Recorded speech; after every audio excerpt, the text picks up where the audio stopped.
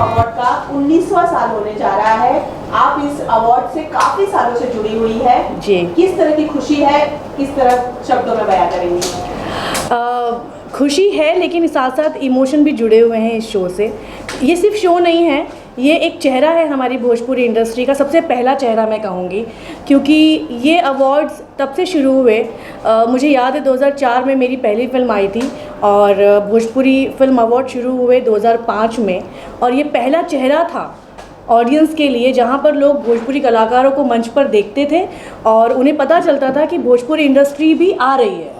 तो ये पहला चेहरा है हमारी फिल्म इंडस्ट्री का और मेरे इमोशंस जुड़े हैं और मैं बहुत खुश हूँ कि आज 19वां साल हम कंप्लीट करने जा रहे हैं। और मेरी ये दुआ रहेगी, वो कहते हैं ना कि इस खेल में हम हो ना हो, गर्दिश में तारे रहेंगे सदा, तो ये अवार्ड तो चलता ही रहेगा। Thank you. सही बात। विनोद जी, 19 साल हो गए जैसे सब बात कर रहे हैं, क्या कहना चाहेंगे, ये जर्नी आपके लिए कैसी रही? और जैसे रानी जी ने कहा कि पहला साल जो है तब आया था जब किसी को पता भी नहीं था कि भोजपुरी अभिनेता को अवार्ड देके सम्मानित करना है। सर क्या कहना चाहेंगे उसके बारे में? तब क्या सोचा था आपने और अब 19 साल हो गए, क्या कहना चाहेंगे इस जर्नी के बारे में? मैं भोजपुरी बेल्ट से हूँ, पूर्वांचल से, जौनपुर से।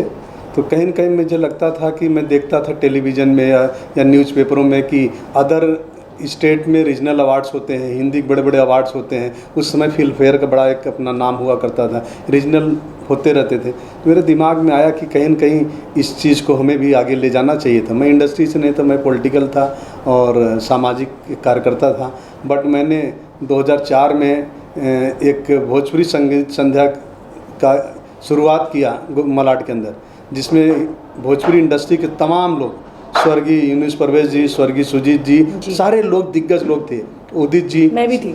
हाँ, मैं उस पर आ रहा हूँ। ये पहले सीनियर लोग हैं, उसके बाद रानी जी, रवि जी, ये लोग परफॉर्म किया और इतना सहयोग किया। उस सुजीत जी तो ने कहा कि मैंने इतना हिंदुस्तान में घूमा, इस तरह का आज तक मैंने कोई शो देखा है नहीं। इतने फेमिलियर लोग, इतने रिच फैमिली, इतने डिसेंट तरीके से हो रहा है कि वो बड़े खुश हुए। उसके बाद मेरे दोस्तों से डिस्कस किया मैंने और भोजपुरी फिल्म अवार्ड्स की स्थापना 2005 में की। कंट्री क्लब में पहला प्रेस कॉन्फ्रेंस किया, सारे लोग मौजूद थे और उसके बाद ये सिलसिला चला, आज तक रुका नहीं। उसमें मैं तो रानी को भी साथ में बैठी हैं, इसलिए नहीं, हमेशा हर वक्त तत्पर रही हैं, पूरे परिवार के साथ हर तरह से हमारे साथ दिए हैं। रवि जी भी है, मनोज जी भी दिए, जो भी इंडस्ट्री में आता गया, दिनेश जी, जैसे जैसे पाखी जी, जो भी लोग आते गए सभी लोग ने साथ दिया। 10 साल कंटिन्यू करीब रवि जी परफॉर्म किया, 7-8-10 साल करीब दिनेश जी किया, पवन जी किए, खेसारी जी किए, सभी लोगों ने परफॉर्म किया, सभी लोगों ने सपोर्ट किया। ये सिलसिला आज 19वां वर्ष है।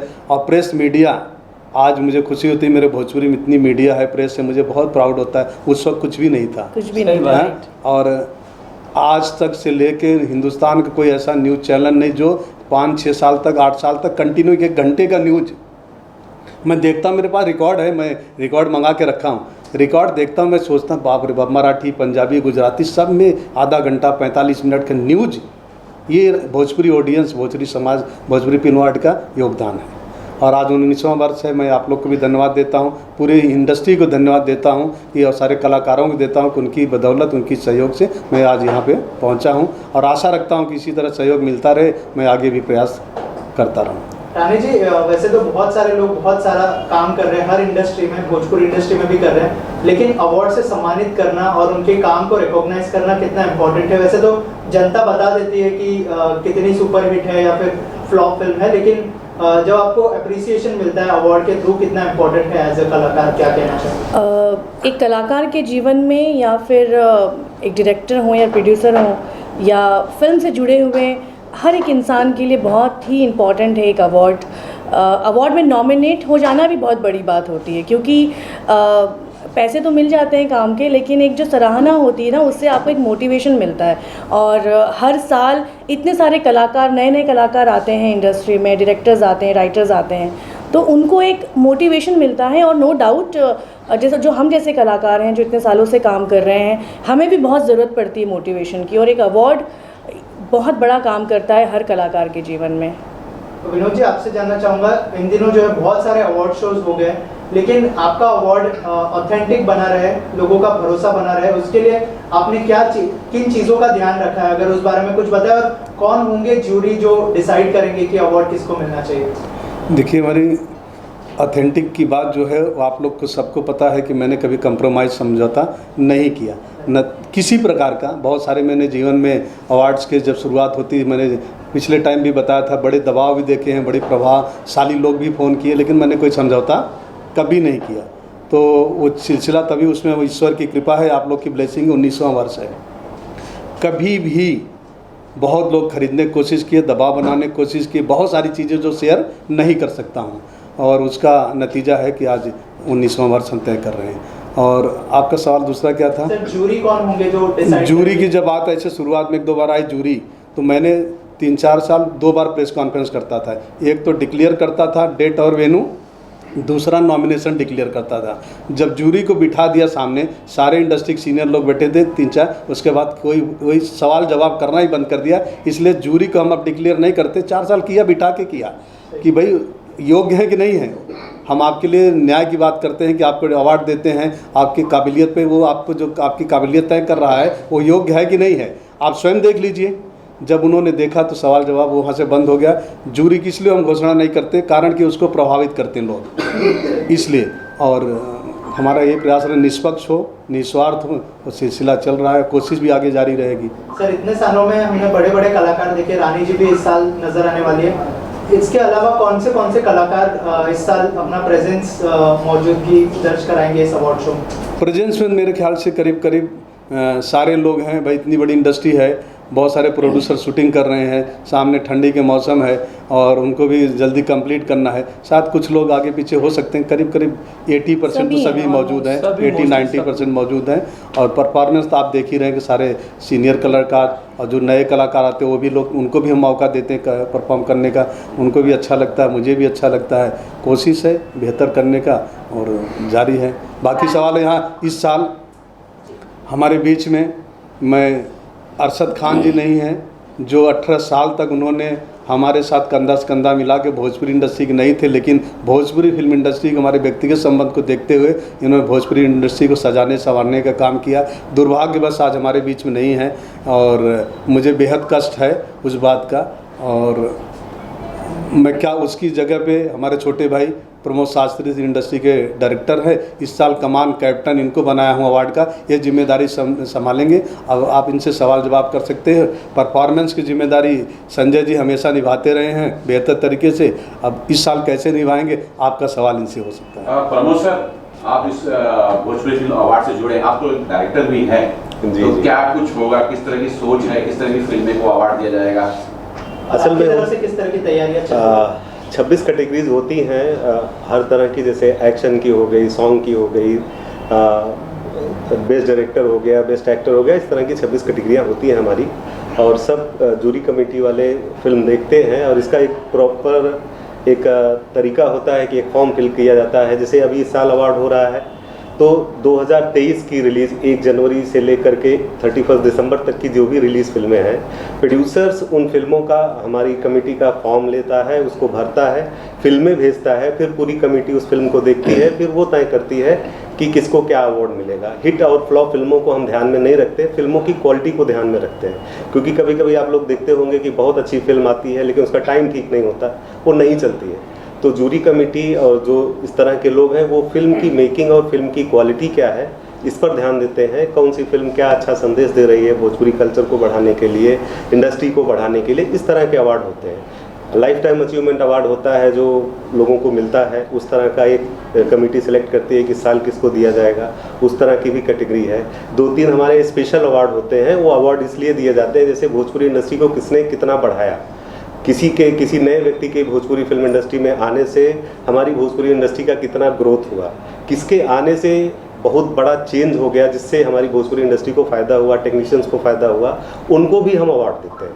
इस तरह की कैटेगरीज है जो कमेटी हमारी डिसाइड करती है, उस पर काम करते हैं। पिछले पहले अवार्ड से लेकर के 19th अवार्ड तक भोजपुरी अवार्ड में मैं जुड़ा रहा हूँ। हमारे सीनियर अरशद भाई थे, वो निर्देशक थे, वो सारा काम करते थे, तो बड़ा अच्छा था। वो हमारे बीच में नहीं है तो इस बार भैया ने ये कमान हमें दी है तो कोई नई बात नहीं है हमारे लिए, लेकिन यह है कि एक टैग मार्क निर्देशक का मिला है।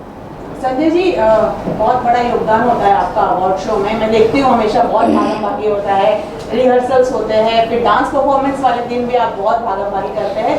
किस तरह से प्रिपेयर हो रहे हैं, कुछ बताइए अपने हाथ का। नहीं, मैं तो लास्ट टाइम भी बोला था, क्योंकि मैं एक सच्चाई बोलता है, जैसे बहुत अवार्ड होता है, मैं देखता हूँ बहुत अवार्ड तो सब है, सब अपने अपने तरीके से करता है।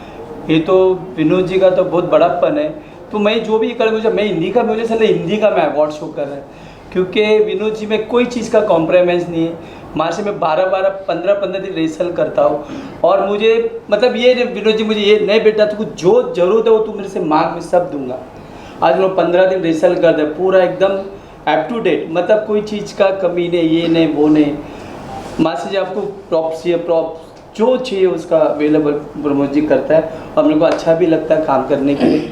और क्या बताऊँ मैं, अवार्ड का बोला, जो नॉमिनेट का जो बोलता है प्रमोद जी, विनोद सर का ऐसा है, वहाँ कोई भी कितने बड़े बड़े तोप भी उतरूंगा, उधर कुछ चलता है नहीं। जो कमेटी डिसाइड करता है इसको जेन्युइन है, इसको देने का, इसका उसको देना ही देना, उनको ही देगा। बाकी लोगों को भी आपने बहुत अवार्ड लॉलीपॉप दे देता, हो गया अवार्ड खत्म, क्योंकि कंपटीशन होता है। अभी हीरोइन में कंपटीशन, हीरो में तो हीरो क्या अच्छा काम किया, हीरो ने क्या अच्छा काम किया, हीरो कोरियोग्राफर ने क्या अच्छा काम किया, उसका सम्मान उसको ही मिलेगा, कितने भी हो। तो मुझे बहुत अच्छा लगता है, मैं आंखों से देखता हूँ, मुझे इतना जेन्युइन लगता है ना। और विनोद जी क्या बताओ, बहुत, मैं तो उनके सामने बच्चा हूँ, और उन्होंने मुझे एक, हमारे सीनियर बहुत कोरियोग्राफर ने काम किया, तो मैं 10-12 साल से कर रहा हूँ सर के साथ, और मुझे बहुत मतलब अच्छा लगता है काम करने, और कोई चीज़ का मुझे कमी नहीं, जो मांगता है मुझे मिलता है, और मेरे को बहुत दिल से मैं काम करता हूँ। रानी जी, अवार्ड शोज होते हैं, जैसे कि बॉलीवुड इंडस्ट्रीज हो जाए या साउथ इंडस्ट्रीज में आए दिन बहुत सारे इवेंट्स होते हैं जहां एक्टर्स एक दूसरे से मिलते हैं, लेकिन भोजपुरी इंडस्ट्री में इतने इवेंट्स नहीं होते।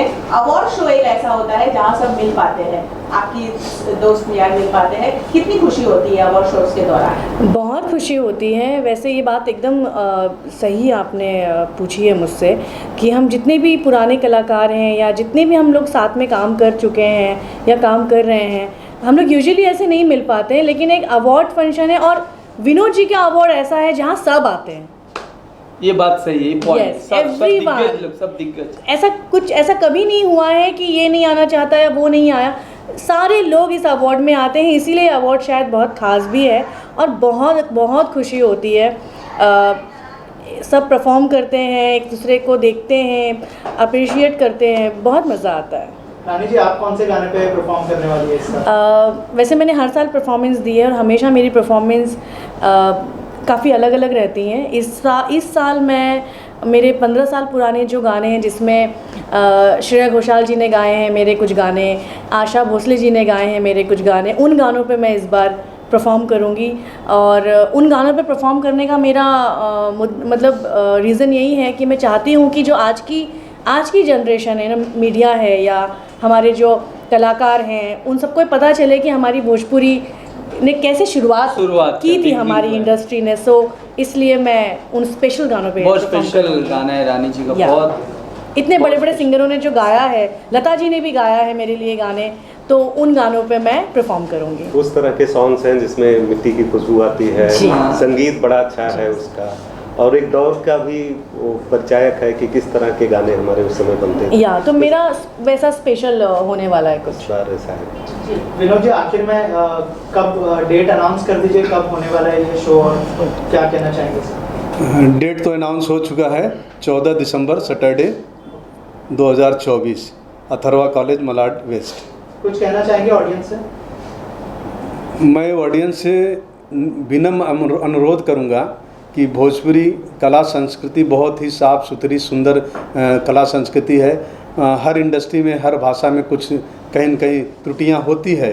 उन सब चीज़ों को ध्यान न देते, उनको बढ़ावा न देते हुए अच्छी गानों को, अच्छे कलाकारों को, अच्छे फिल्मों को थिएटर में जा देखे। थिएटर कम है, बट जहाँ भी उनको प्लेटफॉर्म मिलता है उसको देखें, उसको अप्रिशिएट करें। अच्छे लोगों को, और जब वो देखेंगे, अप्रिशिएट करेंगे, तो और भी इंडस्ट्री बड़ा होगी। तो मैं उनसे यही अनुरोध करूँगा कि अच्छे सॉन्ग्स, अच्छे फिल्म, अच्छे कलाकारों को महत्व दे, अप्रिशिएट करें, जिससे हमारी इंडस्ट्री बढ़े, हमारी कला संस्कृति बढ़े।